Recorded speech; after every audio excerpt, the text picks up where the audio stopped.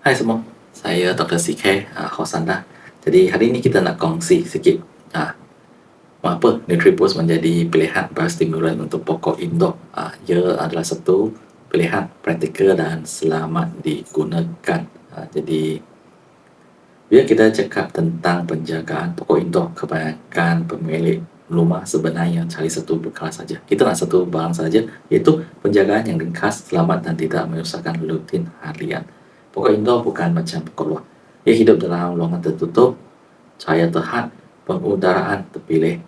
Dan sebab itu pendekatan penjagaannya juga perlu lebih lembut dan terkawal. Di sinilah konsep biostimulan mula menjadi pilihan, terutamanya untuk pengguna hobi. Jadi untuk home gardening, kenapa pokok indoor lebih sesuai dengan biostimulan? Pokok indoor jarang mengalami kekurangan nutrien secara mendadak. Lagipun biasa pokok indoor dia bukan pokok buah-buahan yang dekat kebun ladang tu. Jadi dia punya keperluan nutrien memang beza sikit. Sebaliknya, masalah biasa yang berlaku ialah stres persekitaran, pertumbuhan perlahan, daun nampak kusam walaupun dijaga. Dalam situasi ini, pokok tidak perlukan tekanan tambahan. Ia perlukan sokongan supaya sistem dalaman kembali stabil. Jadi kita kena adjust balik dia punya fisiologi semua tu. Di mana biostimulan dia memang perpelanan untuk situasi ini. Ia menyokong proses semula jadi pokok tanpa memaksa perubahan drastik. Jadi apa yang membuat NutriBoost sesuai untuk indoor plant? Pertama sekali, NutriBoost diformulasikan dengan biostimulan foliar organik. Ia siap lancur, telus spray sahaja, menjadikannya sesuai untuk kegunaan dalam rumah, termasuk katakan apartmen ataupun kondominium dan ruangan tertutup. Antara sebab ia sering sentiasa dipilih untuk pokok indoor ialah sangat senang guna. Kita hanya perlu sembuh sahaja, tidak mengganggu media basuh, memberi sokongan secara langsung melalui semburan daun sesuai bila akar ataupun media kurang aktif. Jadi kita boleh spray dia lah. Dan ia selamat digunakan dalam rumah dengan semburan halus dan aplikasi terkawal. Jadi dia tidak mengganggu kita, katakan kita ada sofa semua itu kan, furniture semua itu dia tak ganggu. Dan kita bukan silam, kita spray saja, jadi risiko untuk katakan tumpahan tak. Dan juga paling penting ialah dia tidak berbau kuat.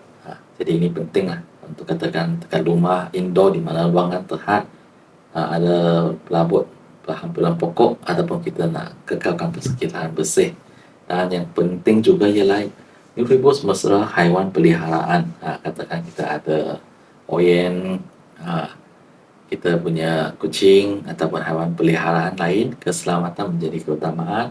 Jadi dengan NutriBoost kan, pertama sekali kita melalui ujian makmal dan kita dengan spray halus sahaja. Jadi kontak NutriBoost dengan haiwan memang sangat minimal. Dan yang paling penting ialah senang guna, dia pun tak perlu guna kerap. Jadi untuk NutriBoost ini ialah kekerapan aplikasi yang rendah. Dan cara guna secara amnya ialah mana kita spray 1 kali 1 minggu ataupun kita spray 1 kali 2 minggu pun sudah cukup. Jadi biostimulan ini dia tidak kerja secara paksa. Ia menyokong pokok secara perlahan dan konsisten sesuai untuk mereka yang sibuk ataupun baru berjinak dengan pokok indoor. Jadi NutriBoost sesuai untuk siapa, semua pun boleh guna, dan terutamanya katakan kita yang sibuk dengan banyak kerja, katakan dekat luar tu, dekat kawasan luar tu susah nak jaga, hanya nak 1-2 pokok yang low maintenance, senang jaga punya indoor plant, tengok pun rasa relax. Jadi boleh guna NutriBoost untuk suburkan dia. Jadi mungkin ada yang tanya contoh-contoh tanaman tu, kita boleh guna monstera, money plant dan sebagainya lah untuk apply NutriBoost ini. Jadi kesimpulannya, untuk pokok indoor yang paling penting bukan produk yang paling kuat ataupun produk di mana dia nutrient content paling tinggi, NPK paling tinggi, bukan. Tapi kita sebaliknya kita perlukan produk yang selasi dengan persekitaran rumah dan gaya hidup.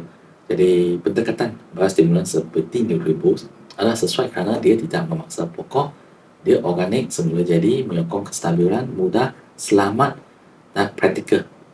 Jadi senang diguna. Apabila pokok dijaga dengan cara yang tenang, konsisten, perubahan kecil yang positif biasa akan datang sendiri.